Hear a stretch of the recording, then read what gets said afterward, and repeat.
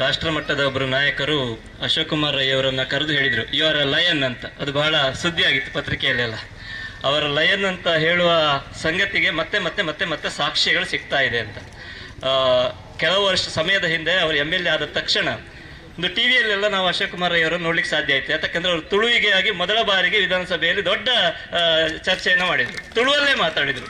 ಮೊದಲ ಬಾರಿಗೆ ಶಾಸಕರಾಗಿ ಹೋದವರಿಗೆ ಮಾತಾಡಲಿಕ್ಕೆ ಕಷ್ಟ, ಅಂಥದ್ರಲ್ಲಿ ಅವರು ಚರ್ಚೆ ಮಾಡಲಿಕ್ಕೆ ಶುರು ಮಾಡಿದರು. ಆಮೇಲೆ ಯಾವುದು ಸಾಧ್ಯ ಇಲ್ಲ ಅಂತ ಅಂದ್ಕೊಂಡಿದ್ವೋ ಈ ಕೋಣೆಗಳನ್ನೆಲ್ಲ ತಕೊಂಡು ಬೆಂಗಳೂರಿಗೆ ಹೋದರು. ಅಲ್ಲೊಂದು ದೊಡ್ಡ ತುಳುನಾಡಿನ ಇಡೀ ಸಂಸ್ಕೃತಿಯನ್ನು ಪ್ರಸಾರ ಮಾಡಿದರು. ಮತ್ತೆ ಮತ್ತೆ ಅಲ್ಲಿ ಆಗಲಿ ಅಂತ ಹೇಳುವಂಥ ಮಾತನ್ನು ಮುಖ್ಯಮಂತ್ರಿಗಳ ಬಾಯಿಂದಲೇ ಹೇಳಿಸ್ಕೊಂಡ್ರು. ಯಾವುದು ಆಗೋದಿಲ್ಲ ಅಂತ ನಾವು ಬಹಳ ಕಷ್ಟಪಡ್ತಿದ್ದೆವು 11 ವರ್ಷದಿಂದ ಈ ರಸ್ತೆ, ಅದನ್ನು ಅವರು ಬಹಳ ಸಲೀಸಾಗಿ ಮಾಡಿ ತೋರಿಸಿದ್ದಾರೆ. ಹಾಗಾಗಿ ಆ ಮಾತು ನಿಮಗೆ ಹೆಚ್ಚು ಒಪ್ಪುತ್ತದೆ ಅಂತ ನಾವು ಭಾವಿಸ್ತೇವೆ. ಆ ಲಯನ್ ಈ ಪುತ್ತೂರಿನ ದೊಡ್ಡ ಅಭಿವೃದ್ಧಿಯ ಹರಿಕಾರನಾಗಿ ಮೂಡಿ ಬರಲಿ ಅಂತ ಹಾರೈಸ್ತಾ ಅವರಿಗೆ ನಮ್ಮೆಲ್ಲರ ಪರವಾಗಿ ಕೃತಜ್ಞತೆಗಳನ್ನು ಸಲ್ಲಿಸ್ತಾ ಇದ್ದೇವೆ. ನಮ್ಮ ಜೊತೆಗೆ ಅವರು ನಮ್ಮವರೇ ಆಗಿ ಹೋಗಿರುವಂಥ NK ಜಗನ್ನಿವಾಸರಾವ್ ಅವರಿದ್ದಾರೆ. ಎಲ್ಲ ಕಾರ್ಯಕ್ರಮಗಳಲ್ಲಿ ನಮ್ಮ ಜೊತೆಗೆ ಇರ್ತಾರೆ. ಈ ರಸ್ತೆಯ ವ್ಯವಸ್ಥೆಯಲ್ಲೂ ಅವರೇ ಮುಂದಾಳುತನ ವಹಿಸಿ ಇದನ್ನು ಮಾಡಿಕೊಡುವಲ್ಲಿ ಸದಾ ನಮ್ಮ ಜೊತೆಗಿರುವವರು. ಅವರಿಗೂ ಕೂಡ ಅತ್ಯಂತ ಪ್ರೀತಿಯ ಕೃತಜ್ಞತೆಗಳನ್ನು ಸಲ್ಲಿಸ್ತಾ ಇದ್ದೇನೆ.